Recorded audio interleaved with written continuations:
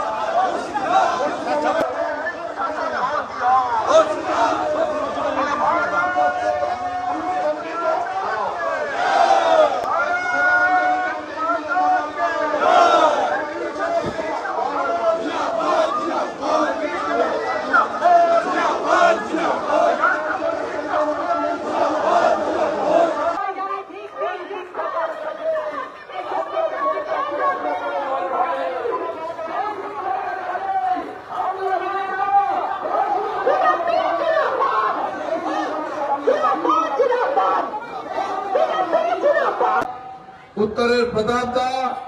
एखाने अजित दा अभिषेक नेता हमारे एछाड़ाओ बहु नेता जरा এই যে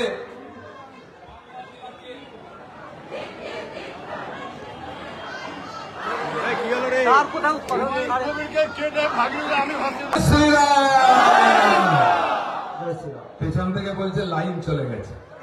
লাইন যা কিন্তু সরকারটা কবে যাবে সেই জন্য অপেক্ষা করছি আমরা এত মানুষ হাজার হাজার মানুষ রাস্তায় নেমেছেন এই সরকারটা কবে যাবে সেটা দেখার জন্য বন্ধুগণ এই দুপুরে আমাদের রাস্তায় নেমে উৎপাত করার কোনো ইচ্ছা নেই বা ডিএম সাহেব আইএএস অফিসার নিশ্চিন্তে আপনাদের এখানকার ডেভেলপমেন্টের কাজ করছেন তাকেও ডিস্টার্ব করার কোনো আমাদের উদ্দেশ্য নেই কিন্তু আজ মালদা মুর্শিদাবাদ উত্তর দিনাজপুর কিছু জায়গা নদিয়ার ওদিকে বসিরহাট বীরভূম হাওড়া বিস্তীর্ণ এলাকা উপদ্রুত জেলা উপদ্রুত এলাকা ঘোষিত হওয়ার মতো হয়ে গেছে সিরিয়া আফগানিস্তান পাকিস্তান বাংলাদেশের মতো অবস্থা কারণ ওখানে এই দেশের যে মূল সমাজ হিন্দু সমাজ তারা ওইসব জেলায় সংখ্যালঘু হয়ে গেছে আর সংখ্যালঘু হয়ে গেলে তাদের উপরে সবকিছু অত্যাচার করা যায় তার ধন সম্পত্তি লুট করা যায় তাদের মা বোনের সম্মান লুট করা যায় দোকান লুট করা যায় বাড়িতে আগুন দেওয়া যায় মন্দির ভাঙা যায় সব করা যায় আর তাই